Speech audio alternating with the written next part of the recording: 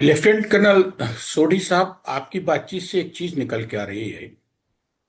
अब तक हमारी आपकी जो बातें हुई हैं और जो आपके शो बहुत देखे जा रहे हैं दुनिया भर में, यूट्यूब पे, आप अब तक बात कर रहे थे 2027 के आसपास चाइना और ताइवान के बीच वार, जिसमें अमेरिका पीछे को ले जाएगा खींच के।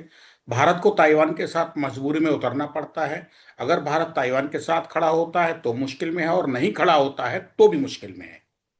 जो रिश्ते ताइवान के साथ भारत के हैं। आज आपने एक नई चीज हमें दी है इस बातचीत के दौरान, जब भारत और बांग्लादेश के संबंधों को लेकर आप बात कर रहे हैं। अब तक आप two front war, China Pakistan दोनों मिलके भारत को घेर सकते हैं with the help of Bangladesh. आज आपने कहा है कि ये वॉर 2030 के बाद 3.5 में बदल सकती है। ये जो टू फ्रंट वॉर 3.5 में जाके बदली है, थोड़ा ये रेशो एक बार क्लियर कर दें कि कैसे बढ़ा है। क्या आप बांग्लादेश को ले रहे हैं बाकी हिस्से में वॉर के, टू फ्रंट वॉर के? संजय जी, जब मैं टू फ्रंट वॉर कहता था तो मैं चीन पाकिस्तान के संदर्भ में कहता था। अब जैसे मैंने अभी एक्सप्लेन किया, 3.5 फ्रंट का मतलब है चीन पाकिस्तान तो है ही है।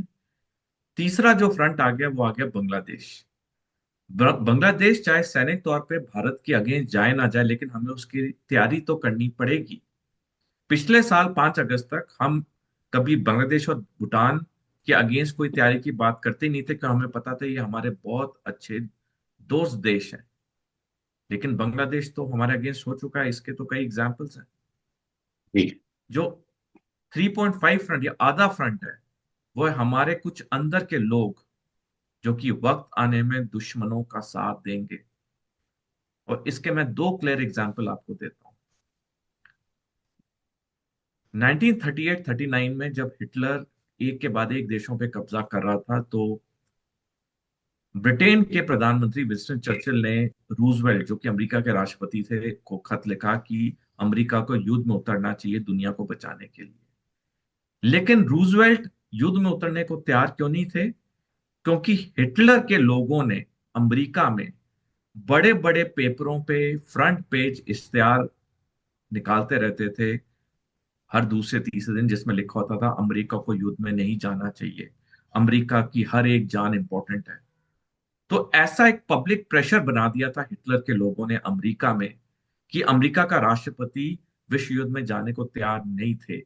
ये तो जापान ने पर्ल हार्बर अटैक किया 7 दिसंबर 1941 को, और उसके बाद रूजवेल्ट को 11 दिसंबर को दूसरे विश्व युद्ध में उतरना पड़ा।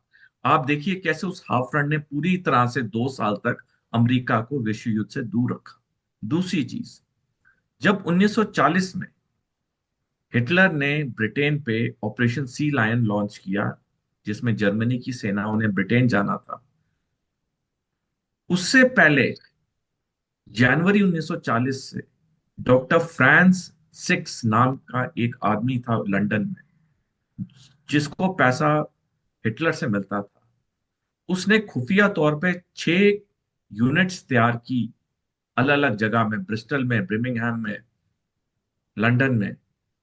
और ये 6 यूनिट्स थी कि जिस दिन जर्मनी की सेना ब्रिटेन पहुंचेगी, ये 6 यूनिट्स ब्रिटेन के अंदर आतंक मचाएंगे।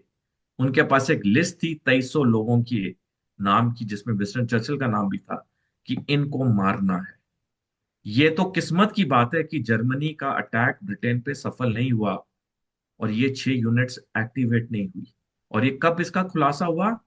जब दूसरा विश्व युद्ध खत्म हो गया और जो जर्मनी के आर्मी हेडक्वार्टर से दस्तावेज मिले, उसमें ये सब लिखा था।